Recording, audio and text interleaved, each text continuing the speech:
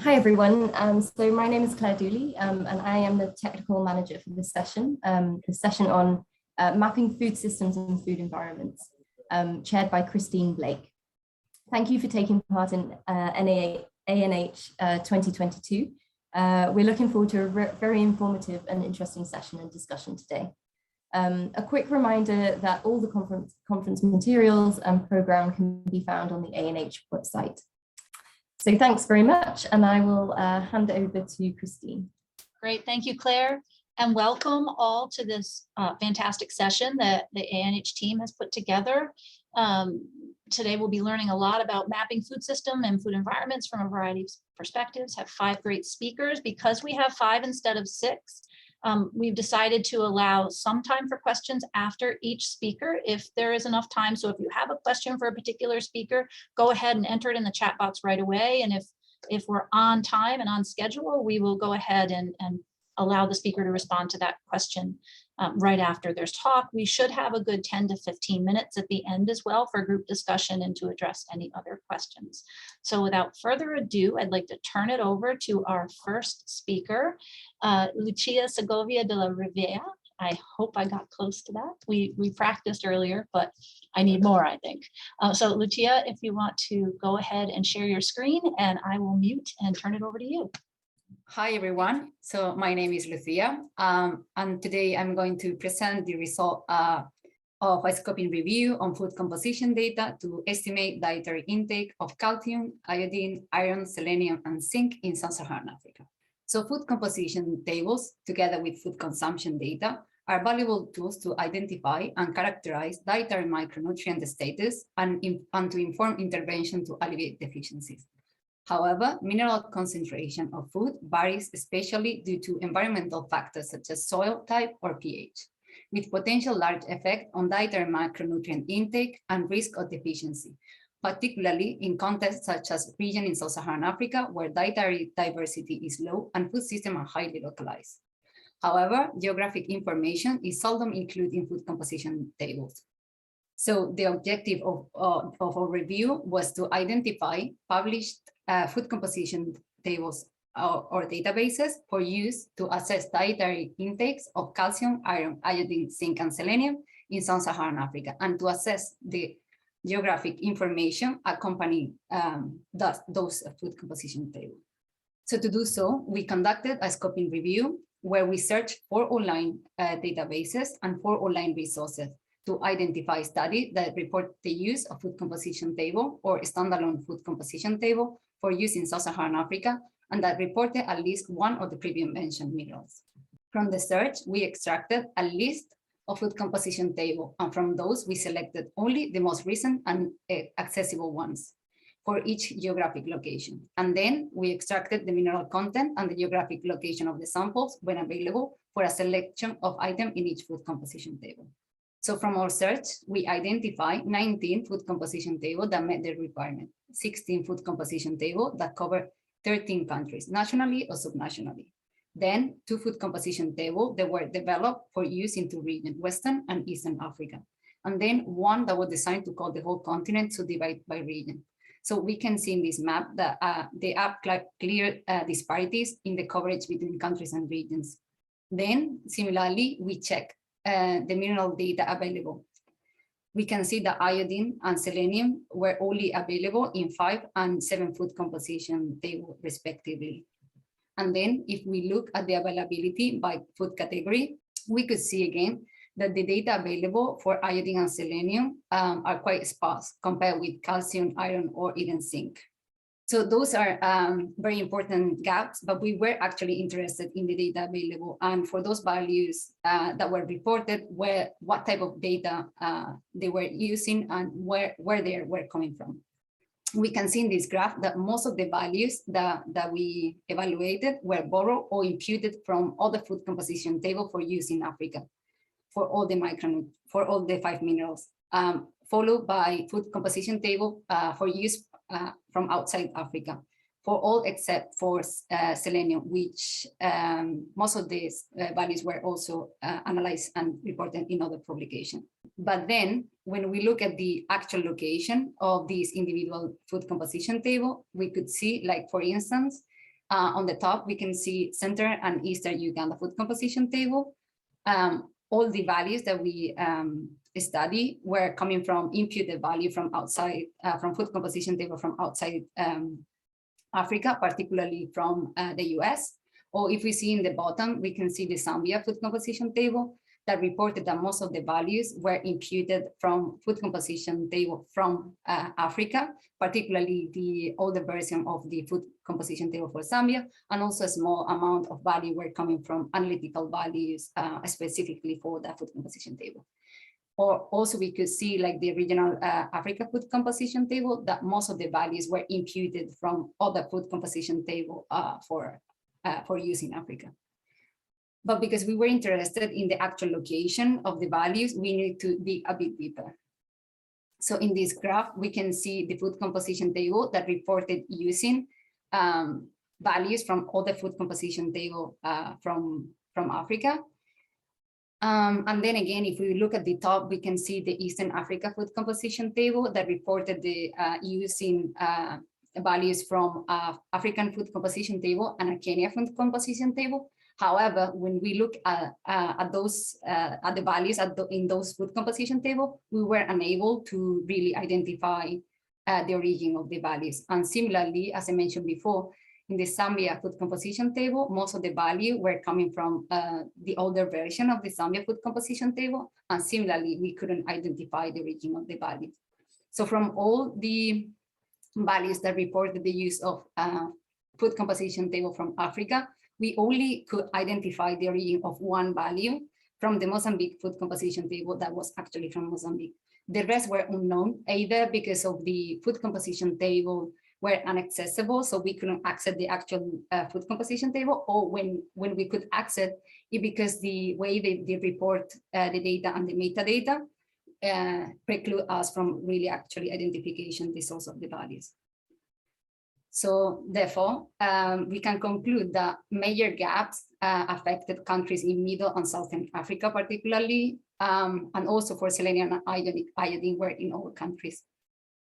Then most of the values that we review were imputed overall from other food composition table. And the geographic location of the values, we could only really identify 11% of them.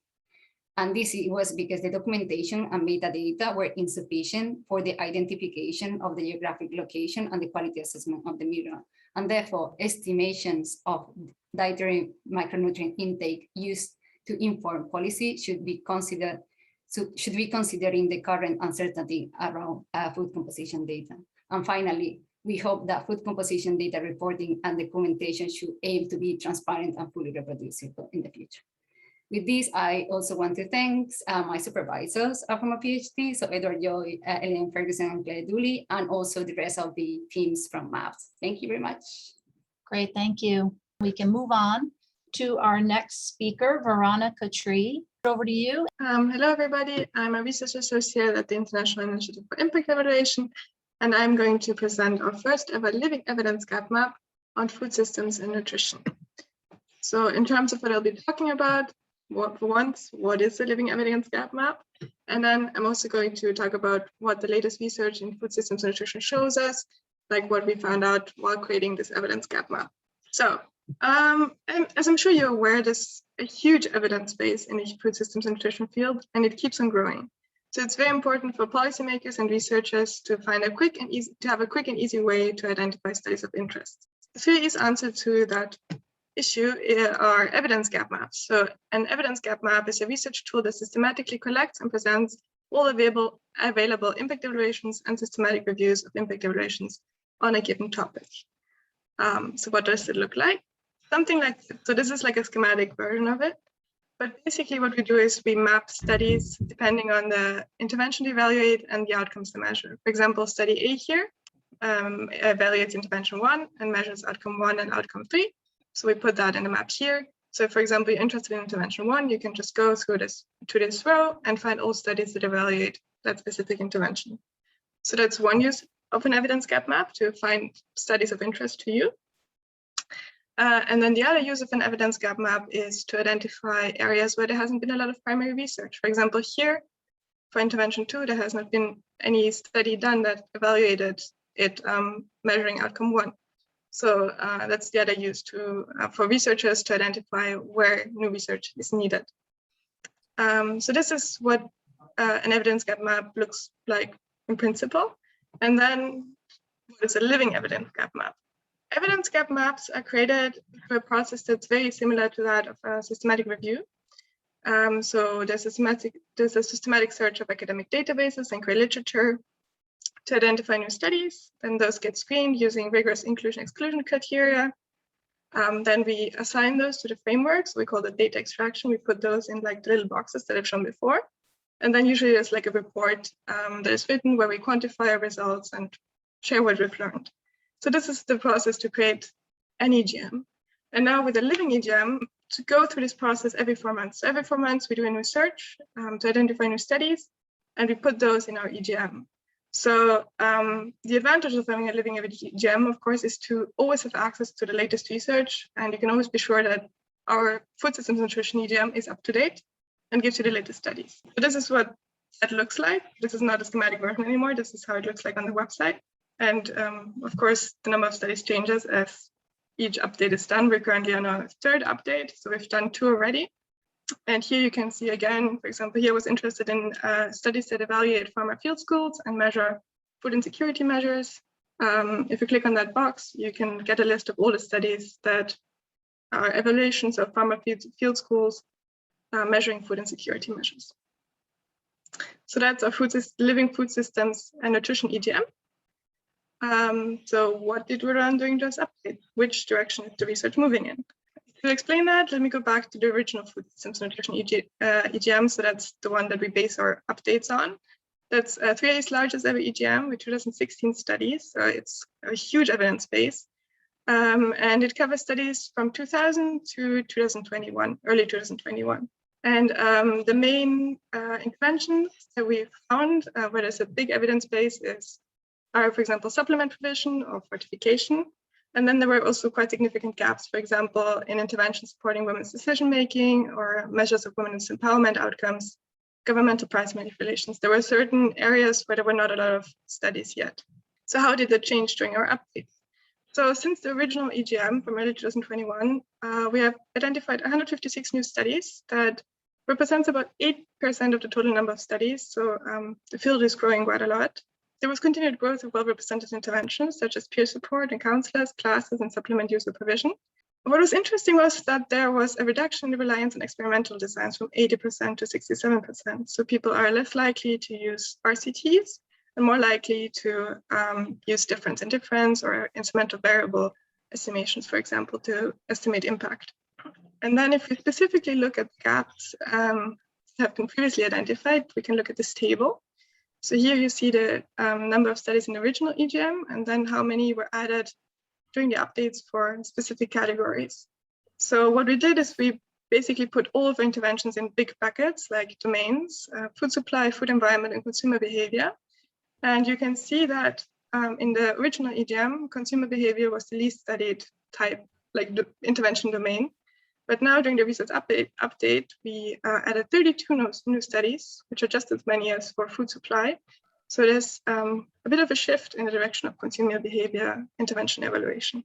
And then if you look at here, here are other intervention types that are under evaluated, where there's not a lot of research yet. And as you can see, there's a lot of zeros. So there is no evolution in quite a large number of understudied evaluations, understudied interventions. But some new studies have been added to the updates. For example, on women's empowerment, we have 6 new studies, governmental price manipulations 2, and measures of diet insufficiency 5. So gaps are starting to fill up, but there's still a lot to be done. I hope to give you a bit of an overview of what a living EGM is and what it can do, and what we learn about food systems and nutrition through it. And I'm happy to answer any questions. Fantastic, thank you. So it does look like we do have a question. This is a question from Aurelia, and specifically to you, Veronica. How does what you've done compare to the Amana gap map that is on methods and metrics? And then the statement is, my guess is that the gaps seem similar in both maps. The that's a good question. I'm aware this map exists, but we haven't done like a specific crosswalk across those maps. And I think also, as far as I'm aware, the goals of the maps are a bit different. So I would have to like really dig into what Imana has done to figure out how the conclusions are different. But if you're interested on our website, we have like a short brief that just like puts the main points. So you can probably go to Imana's website as well and just like get like a big picture overview.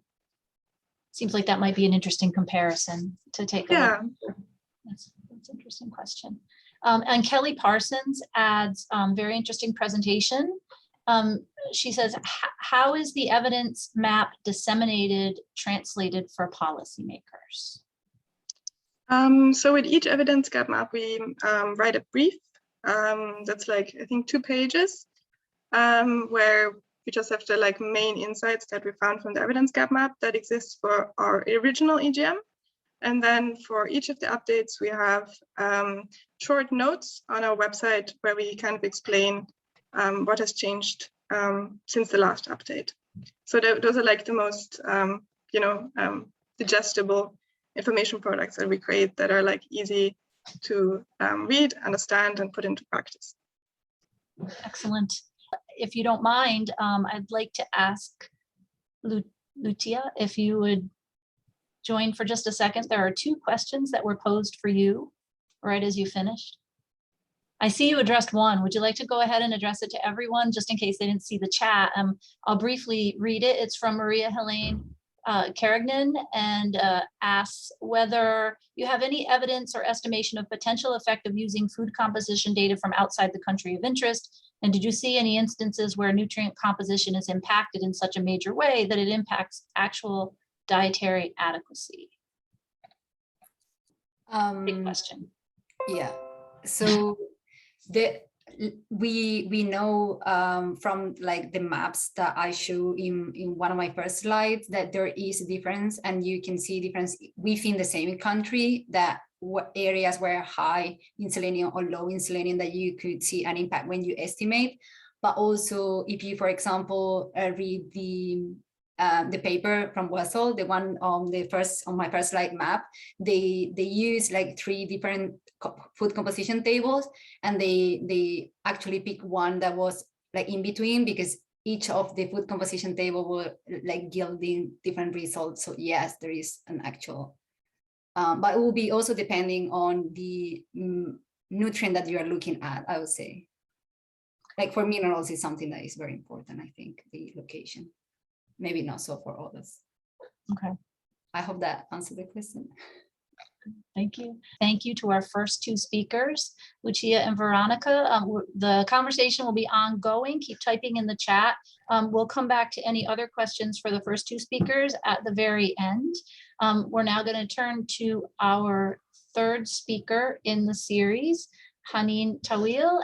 Hello everyone. Thanks for this great opportunity. This is Haneen Tawil from the Institute of Community and Public Health at USAID University. Today I will be presenting an abstract of a cross-sectional study titled Fruit and Vegetable Vendors Baseline Survey in Ramallah and Rivera Governorate. The co-authors for this study is Bilal Zidan and Dr. Abdelatif Hassan. So research on the food system in the West Bank, which focuses on the fruit and vegetable component, is important for improving the health and reducing disease in the region. The vendor survey, which we will be talking about today, is one of several surveys that is conducted under a project titled Improving Food Policies and Enabling Healthier Diets for Preventing Non-Communicable Diseases. So this is one among 2 other surveys, which are the household survey and university student survey. The reason for having a vendor survey is to allow, or several surveys, is to allow us to comprehensively understand the factors associated with low fruit and vegetable consumption in the West Bank. And focusing on the vendor survey will allow us definitely to reach to our final aim. As the vendor survey will provide a baseline information regarding fruit and vegetable consumption availability, affordability, and quality in the West Bank. This study included 180 fruit and vegetable vendors, including vendors working in refugee camps, urban and rural areas in Ramallah and Rivera. It included vendors who sell fruit and vegetable both as a primary or secondary activity, such as street vendors or markets, as well as fruit and vegetable trucks. So the data was conducted between September 10th and 21st last year. And also, and of course, the consent for participation was received from each vendor. So the questionnaire included several components. The main components were the socio-demographic information of the vendors, fruit and vegetable store information, the source, quality, and price of fruit and vegetables, affordability, accessibility, and availability of fruits and vegetables, and the awareness of vendors about any policies regulating their work. So from the total of 180 vendors, males represented about 94% of the respondents. The mean age was almost 40 years. And the mean number of years working in the fruit and vegetable vending sector was about 11 years. So this graph describes the store type of each vendor. So as you can see that the majority of fruit and vegetable vendors sell fruit and vegetables at fruit and vegetable vending stores. About 24% sell fruit and vegetables at street markets. About 8% sell fruit and vegetables at grocery stores. About 6% sell fruit and vegetables at fruit and vegetable trucks. And only 3% sell fruit and vegetables at supermarkets. Also, the majority of the respondents were selling fruit and vegetables as a main activity, mainly at fruit and vegetable vending stores that specialize only in selling fruits and vegetables, while about 11 or 12% sell fruits and vegetables as secondary activity, meaning that they either sell it at supermarkets or at grocery stores. The result indicated that the main source of fruits and vegetables for vendors is the central vegetable market, and that most vendors noted that the quality of the current available fruits and vegetables at the market is satisfactory, according to their point of views. Also, the majority indicated that selling fruits and vegetables increase when prices decrease, and most vendors are not aware of policies that regulate their work. So when vendors were asked about the reason that people choose their vending stores for, the majority indicated that people choose their store either for the reasonable prices that they offer or for the quality of fruits and vegetables that they have. Also, about 20% indicated that people choose their store for the customer service that they provide. We also asked about availability of fruits and vegetables during COVID-19 closures. So the majority indicated that availability of both fruits and vegetables were not affected. 60% who answered that. And also about 26% indicated that the availability of fruits and vegetables during the closures were decreased a bit. We also assessed the prices of fruits and vegetables during COVID-19 closures. About 41% of the fruit and vegetable vendors indicated that prices were not affected, while 30% indicated that prices somewhat increased. About 17 to 18% indicated that prices during closures increased a lot. So the main findings indicated that prices and quality are the main factors that affect the sales of fruit and vegetables.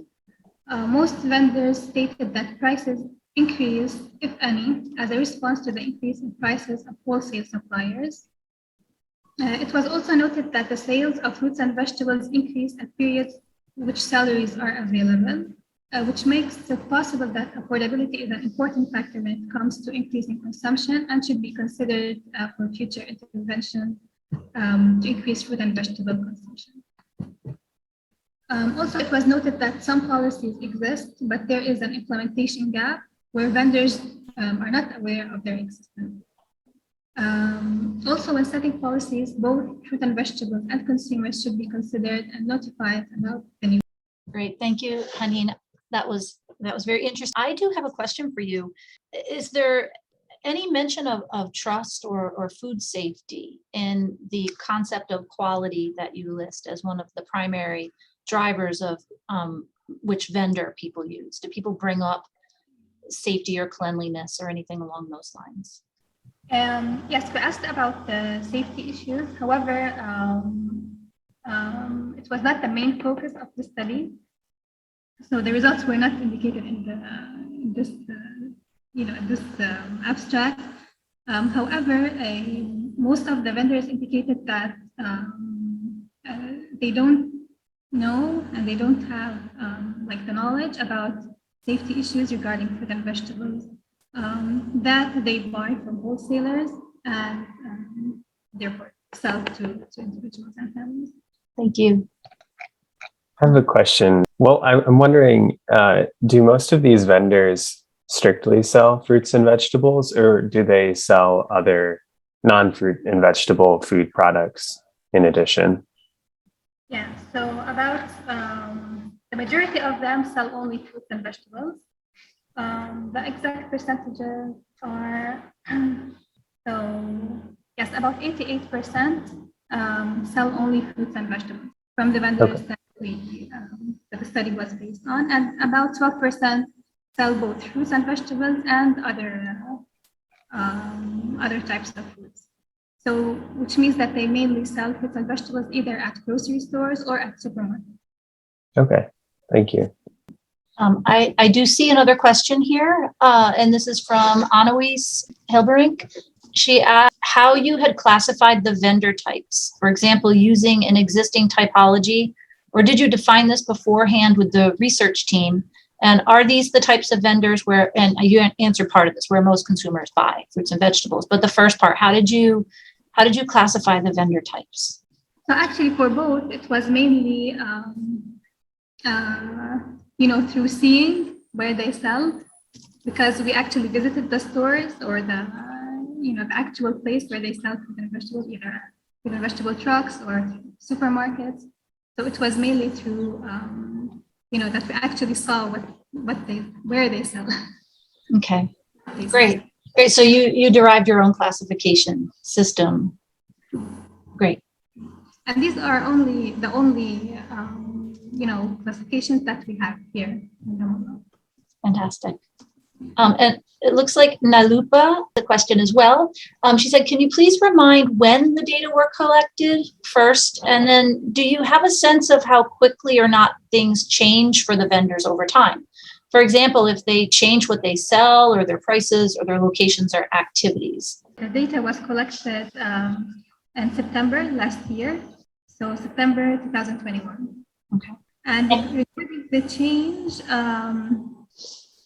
most of the vendors that we met were stable. So they have previously sold fruits and vegetables we had a mean of 11 years selling fruits and vegetables, which indicates that they have been selling fruits and vegetables for a lot of time.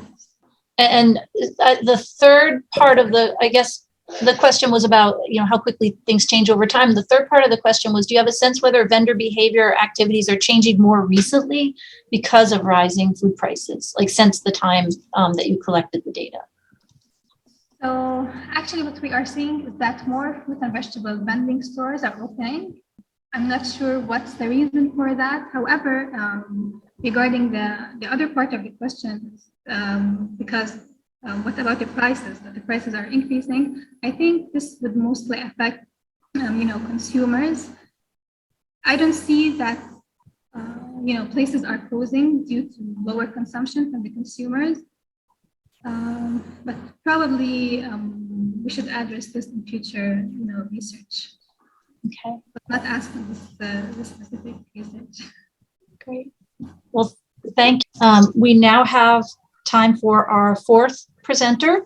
I'd like to introduce Kyle Buzzy and turn over. Hello, everyone. My name is Kyle Bussey, and I'm a PhD candidate at the University of North Carolina at Chapel Hill.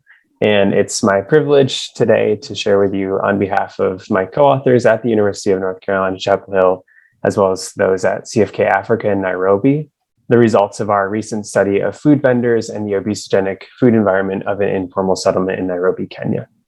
This presentation will include a brief explanation of the motivation for the study, as well as the objective, methods, results, and conclusion.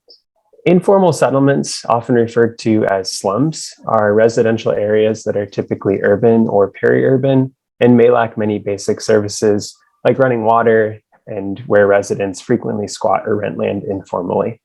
Studies of the relationship between food environments of informal settlements and dietary intake of residents of those settlements are scarce.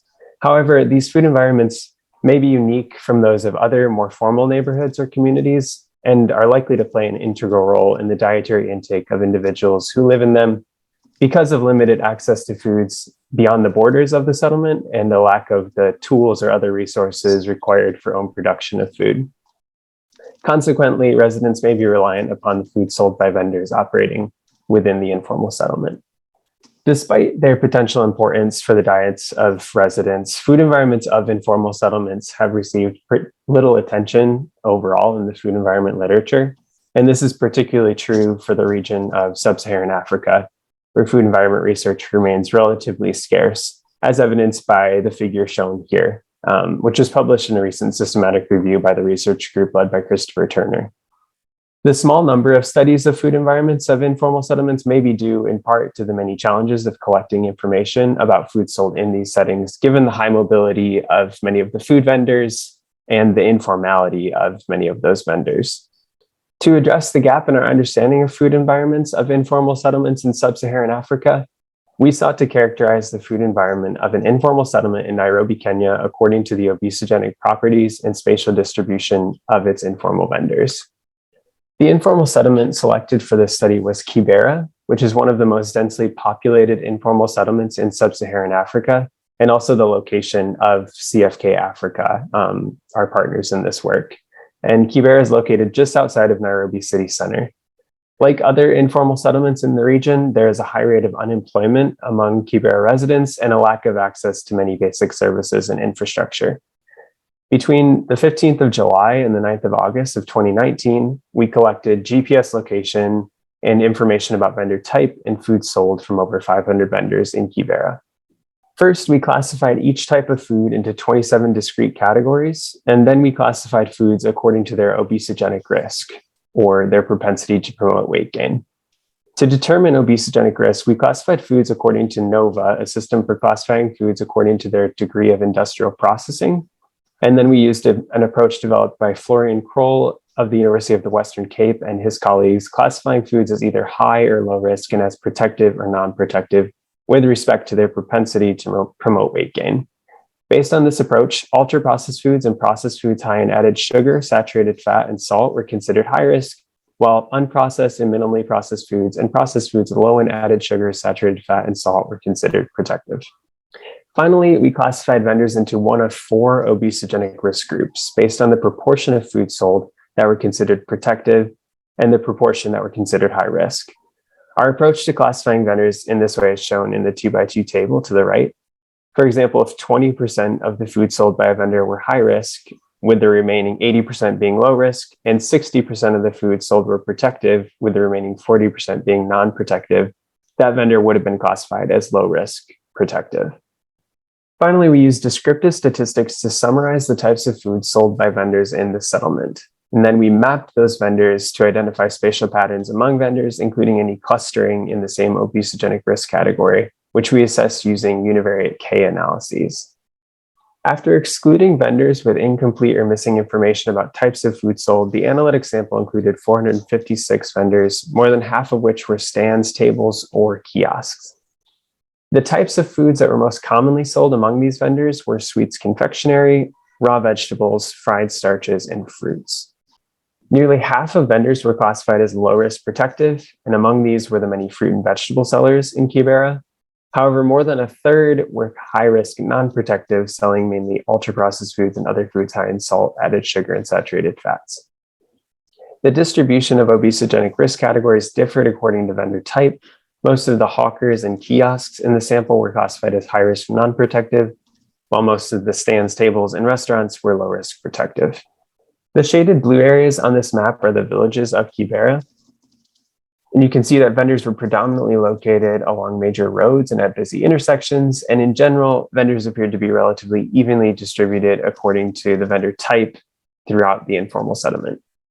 However, there were some notable spatial patterns among vendors in the same obesogenic risk category.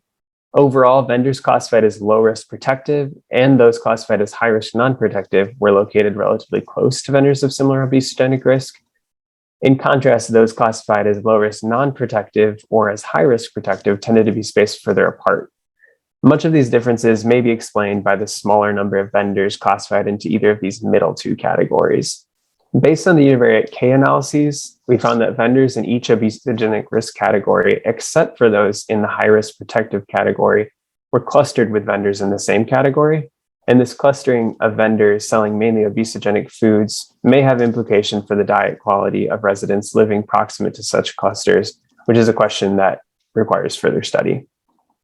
To conclude, in this examination of the food environment of an informal settlement in Nairobi, Kenya, we found a considerable number of energy-dense, highly processed foods alongside a large supply of nutrient-rich, minimally processed foods. This duality of obesogenic and anti-obesogenic foods is consistent with the nutrition transition observed throughout the world, and this clustering of vendors selling mainly obesogenic foods highlights the need to ensure consistent access to health-promoting foods throughout informal settlements, which calls for the need to develop strategies such as food hubs designated for vendors of anti-obesogenic foods to ensure consistent access to anti-obesogenic health-promoting foods throughout informal settlements. We would like to acknowledge our funders, including the United States National Institute of Health, the UNC Chapel Hill Department of Nutrition, and the Robertson Scholars Leadership Program of Duke University and UNC Chapel Hill. And finally, we'd like to thank Tony Adams of CFK Africa for his help in collecting the data for this study. Thank you so much. Great. Thank you, Kyle. Fantastic presentation and really followed on nicely with our last one as well and others. This is fitting together very well. We do have a question from Nailupa that I'm going to jump right to. She states, it's in the chat so you can see it as well. Thanks for sharing the really interesting work. It's a question about sampling. How did you find the vendors, and did you gather data on all the vendors, a census, or sample in some way? That's a terrific question. The intention was to sample all vendors. That was the goal, with the acknowledging that it was not going to be possible, of course, to sample every vendor because of, potentially different hours of operation. So it was between that period that I stated, I think approximately 1 month. The second author listed, along with Tony Adams, who I acknowledged at the end of the presentation, actually collected this information on foot, walking streets in Rivera. And so, of course, if vendors were not operating at the time that they were passing by, they would not have been sampled. If they were operating outside of the time frame between, I think, 8 and 1400 local time was generally when they were collecting data. So certainly there could have been vendors that were missed, but the goal was to capture all vendors possible in the areas that these two study team members were passing through. And so we recognize that inevitably we will have missed vendors using this strategy, but a census hadn't been conducted prior to this study. So there wasn't really a roster of any sort to look at. And therefore it would have been difficult to create kind of a representative sample using that method. We could have, perhaps performed some kind of geographical random sampling method. I'll be upfront and state that these data were collected before my time on the study. And so I don't know totally exactly the conversation about why they chose to do it this way, but that is how they collected the data. Follow on to that question from me. So if the data collection was primarily 8 to 1400, would you expect to see any differences if you were to collect it, say, in the evening or late afternoon? I think that you may, because I think you probably have different foods being prepared and sold and in those later time periods in the day, potentially more fried foods, for example, though we did see a lot of those even not sampling during that time period. So, which does make me wonder how much of a difference really, if that was already one of the most prominent kind of food types, where the fried starches and some of the other, fried commonly sold street foods in Rivera. So I'd be really interested to see how that would differ if data collection had been occurring later in the day. But without having those data, it's hard to say. I think you're probably right, though. I think there would be differences intuitively. I think we can all imagine that evening foods are probably different than midday or morning foods.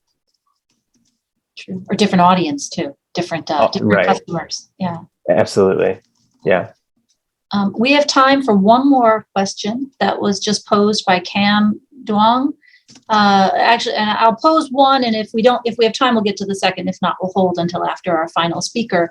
Cam asks, NOVA is a food processing classification, if I'm not wrong, not necessarily a classification of obesity risk. So there might be food that is minimally processed but high fat. I guess, is that accurate? That is absolutely true. One comes to mind might be like an avocado, for example, is a food that's certainly high in fat, also really healthy, not necessarily obesogenic. And so you're right. You're right to point out that NOVA is a classification of industrial food processing and not necessarily of obesogenic risk. One of the reasons that we chose this particular approach was, one, because it existed. This group that I mentioned out of the University of the Western Cape had developed this classification method, performing a similar study in South Africa and Ghana. And actually, I think they presented their work at this conference last year. And so, one of the motivations for us was using an existing method, something that we could point to as rationale for doing it this way, and to be able to compare the results of our study to another. So that was the one reason, recognizing, as you said, that NOVA is not necessarily classifying according to obesogenic risk. On the other hand, it has been found primarily in observational studies, but in at least one crossover trial, that ultra processed foods, so those that are in that, the most processed according to the NOVA classification, are quite obesogenic and do seem to promote weight gain. And so even though it doesn't map on perfectly, as you noted, we felt, and I think a lot of others would agree, that there's quite a strong relationship between these NOVA classification groups and risk of obesity. Thank you. I'd now like to turn it over to Kevin Queenan. Okay, so thank you for the opportunity to present here today. I'm sharing research that has come out of work with colleagues within the Wellcome Trust-funded Sustainable and Healthy Food Systems program, or chefs. And the presentation is about a tracer methodology, which is a concept that we borrowed from health systems and applied to our work on the livestock-derived food system in South Africa. So just a brief introduction to chefs. It aims to provide policymakers with novel interdisciplinary evidence to define future food systems policies that deliver nutritious and healthy foods that are environmentally sustainable and accessible to all. And this obviously sits neatly within the targets of Sustainable Development Goal 2 of Zero Hunger. Our chefs is working in the UK, India, and South Africa, and at the Royal Veterinary College, our role is focused mainly on the livestock-derived food system in South Africa. So our work has used a systems approach and tools from system dynamics modeling. We aim to investigate the livestock-derived food system and to identify areas for policymakers to consider to align future policies within SDG targets. We used a literature review, stakeholder workshop, and an online questionnaire to develop a problem statement around which we built the conceptual SD model. So the system was obviously complex, given that it produces several different food products from several different species of livestock, each within their own complex subsystem. And it became clear that the route forward would be challenged by complexity of this system. As with all systems-based research, boundaries need to be applied, but food system boundaries are by their nature broad and therefore add to the complexity of the analysis. And when faced with this degree of complexity and with systems within systems, policymakers and researchers can become overwhelmed with all the detail. And so the question arose, how can we conduct a functional analysis of the livestock-derived food system without losing the integrity of a food systems approach?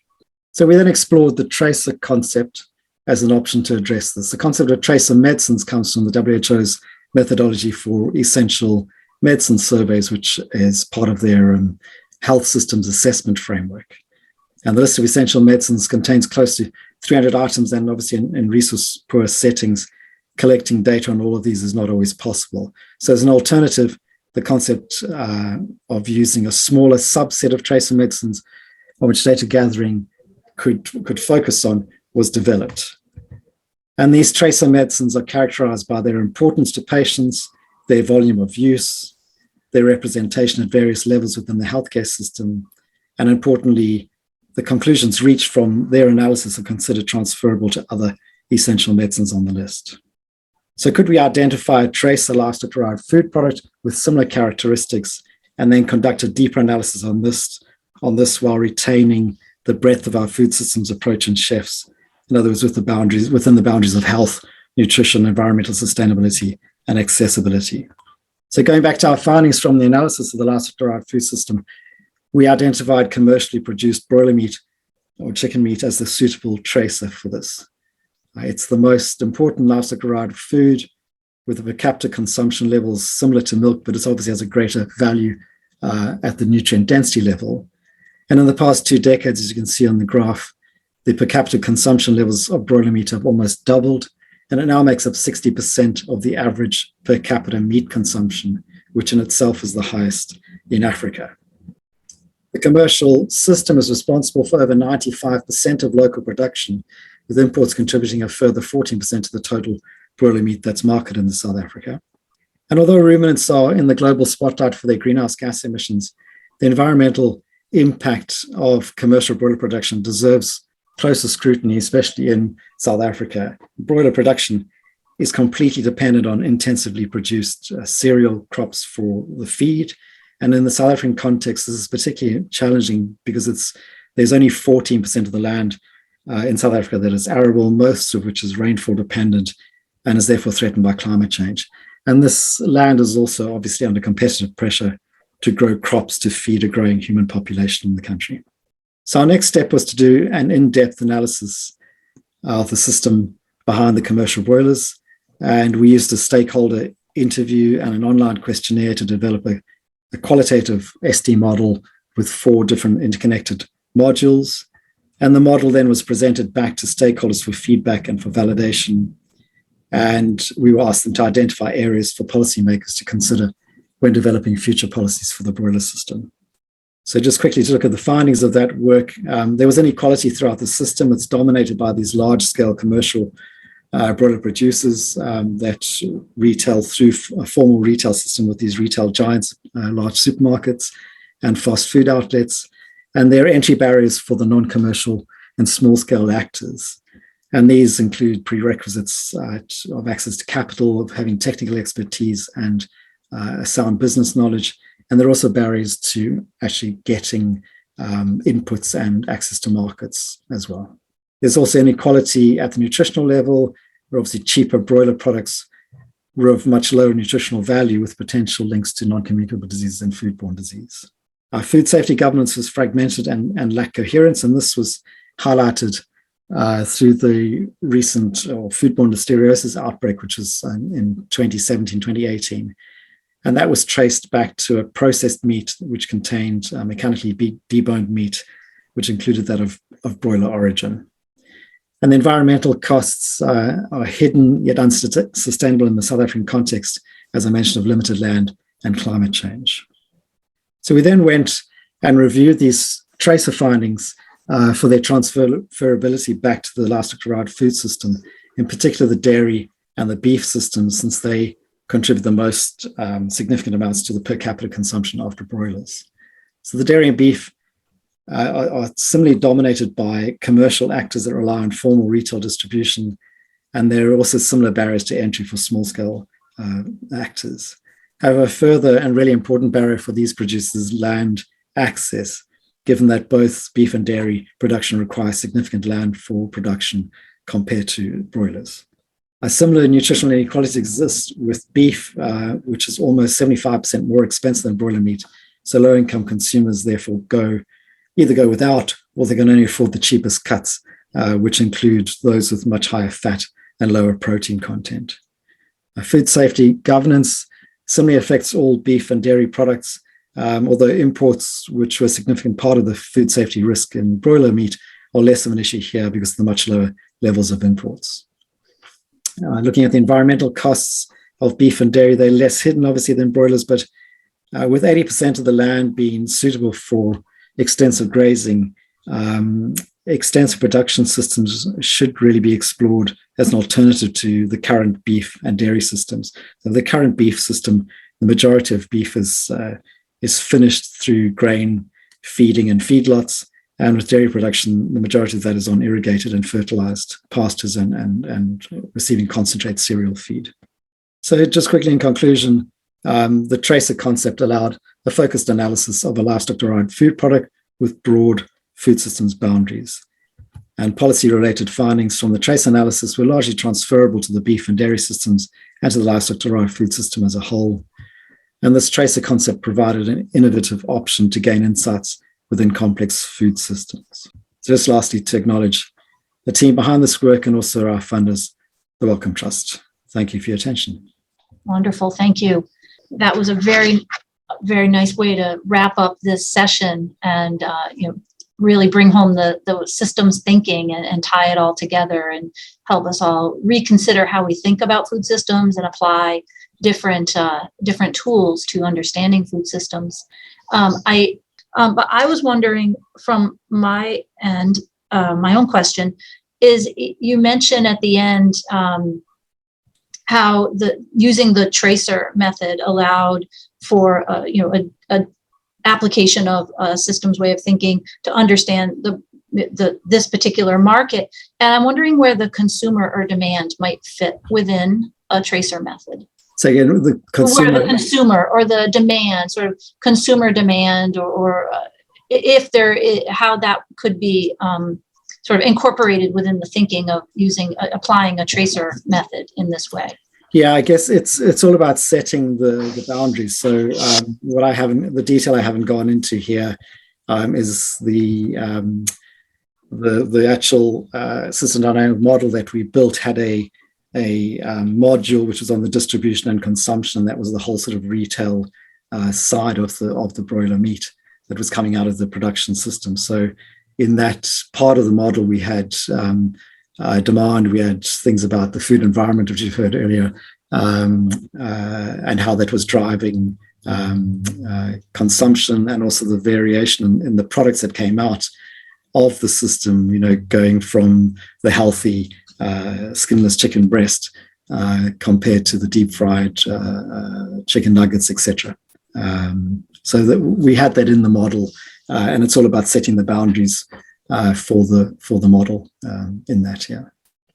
So we do have a few questions, and I'm going to work my way through. The first was for Lucia, and this comes from Megan. And the question is about, are you aware of validation studies that compare your composition tables to actual foods in Sub-Saharan Africa?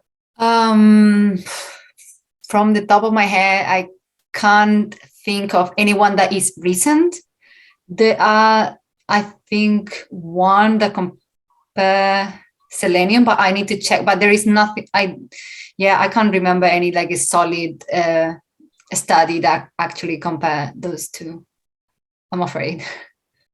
Sounds like some work to be done. There is one that hasn't been addressed for Kyle, and that was the second half of a question posed by Cam earlier. How permanent, you may have talked about it a little bit, but if you could elaborate on how permanent the food vendors in your study were. Some informal food vendors are spontaneous and temporary. Yeah, that's absolutely true. That's definitely the nature of the informal vendors and that the food environment of Kibera. There are certainly vendors who are quite mobile and therefore quite impermanent, both in a where they're vending physically, but also, you know, on which days they're vending. Maybe they're working in that business and then choose to pursue a different venture sometime thereafter. So I think that's a really interesting part of food environments of informal settlements, is the kind of this transient, amorphous nature of the food environment. And it is so unlike food environments in other more formal settings, communities, neighborhoods, where a lot of the businesses and the vendors are maybe more permanent and maybe even are in more permanent structures. So while there are certainly some vendors and structures that are quite permanent in Rivera, like the small restaurants, for example, or you know, some of the open air markets where the vendors themselves might be changing in and out, but you know, maybe a lot of the foods being sold are you know, consistently present there. But so I think that's one of the reasons it's interesting to study this food environment in informal settlements, and also probably means that they need to be studied more often, and longitudinal studies would be really interesting and helpful for these settings as well, to see how they are changing over time. Thank you, Kyle. We have a hand up from Stellenbosch. Thank you. I'm Zaman Balat from Hila, and good to see everyone. I think this is a very good session. I think my question goes to Kyle. I think it's a question stroke comment. I think it's a wonderful research and very unique research.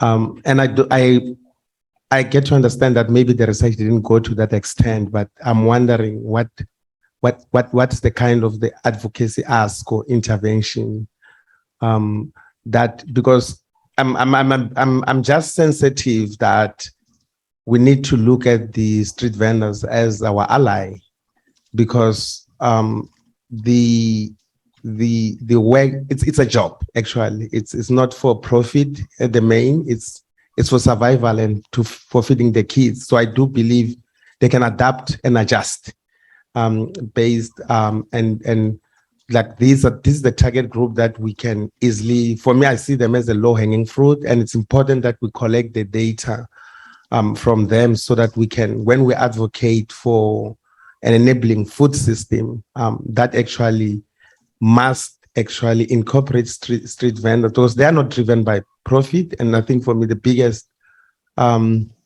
perpetrators as the packaged food is the big food companies that are doing it for profit. And so I think I wanted to just like find out from you, what is the kind of sense making of what kind of intervention? I think we can bring them in the fold. We can advocate for them. You know, it's in South Africa. I can give you an example. Actually, it's dwindling because the big three, you know, Spar, Pick and Pay, Woolworths, they've monopolized. I mean, like, and street vendors have kind of like diminishing in many urban and semi-urban settings. Thank you.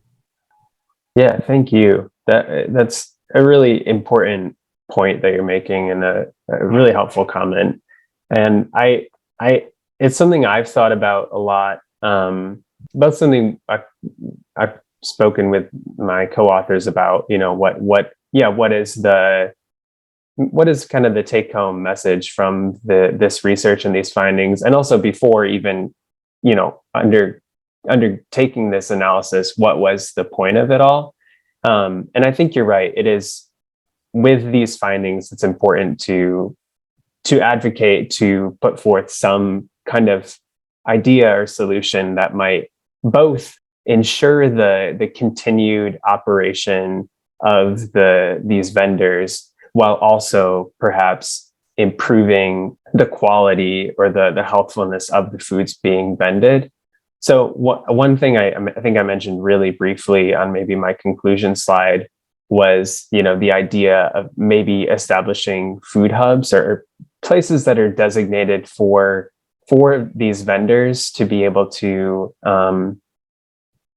to sell their wares, and particularly emphasizing the sale of these anti-obesogenic foods. And one thought, is access to some of the infrastructure required for preparing and storing foods that are more likely to be anti-obesogenic, so these minimally processed and unprocessed foods, is often not available to vendors in these settings. So, perhaps working with local government, working with other community leaders and actors who have, some capacity to maybe provide access to that food preparation and storage infrastructure through the form of something like a food hub. That could be a way that vendors who are already, this is already their livelihood and really an important source of, income and survival, as you noted, as a way for them to continue operating while also perhaps improving the healthfulness or the anti-obesogenicity of the foods that they're vending. So I do agree. I think it's really important to recognize that this is a livelihood, and that it's not, sometimes the sale of these obesogenic foods is not, these are packaged, these are stable, these are things that someone can take around without refrigeration and sell. And so finding ways to ensure that the infrastructure for selling other foods is available, I think is a huge part of this. Thank you for your question. Thank you. So we have just a couple minutes left. I have a question to pose to all presenters. And so whoever wants to jump in and answer first, maybe some of you we haven't heard from in a while. And this is in general. So if you could give one bit of advice, and it's from Megan, this question's from Megan. If you could give one bit of advice, what would you say to early career researchers who are just starting out in systems approaches in their area? I think Kevin, you had a lot to say about, you were purely using a systems model. What would you say to someone that says, I'd really like to apply a systems approach to my work? How would I do that? Yeah, it is about setting boundaries, which is really important to make sure you don't get too crowded and too complex. But I'd also say a really important part is about how you present those findings. Presenting a large systems map or model in one hit is off-putting, I think, to a lot of people. When we did our model, we had it in 4 separate modules. We presented one module at a time. For each module, we presented or sort of revealed clumps of variables across the whole module and had a narrative based on that to talk people through. So people didn't get too drawn into the different arrows and the pluses and minus signs on them. It was more about the narrative and just revealing small amounts of these variables at a time to walk through a process. And I think that was really well received by the stakeholders that we dealt with, which were, not all academic people. There were people from industry, government, etc., and NGOs. The interesting thing, of course, when you come to publish this work is that you can almost say perhaps another is the publisher's limitations on figure sizes and the actual font size within the figure, which makes it difficult to sometimes get the stuff published. So, yeah. Good point. Yes, the actual mechanics of publication. All right. Well, we have hit 11:15. I think that was actually a great way to wrap it up. Thank you, Kevin. That was a really nice synopsis of that responded to that last question. And thank you to all of the other speakers for sharing your work and your insights. And it was a pleasure. Thanks so much, Christine. And thank you so much to our fantastic speakers. And thanks to everyone who is asking questions and participating.